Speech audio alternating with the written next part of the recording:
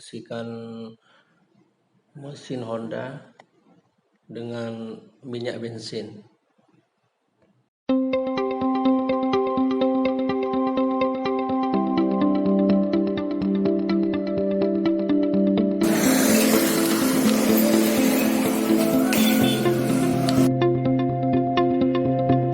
Dan ini adalah cara biar mesin Honda kita bersih. Kita memakai minyak bensin.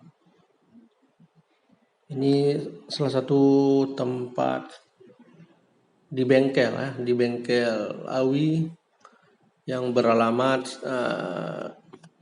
Bate Tutong.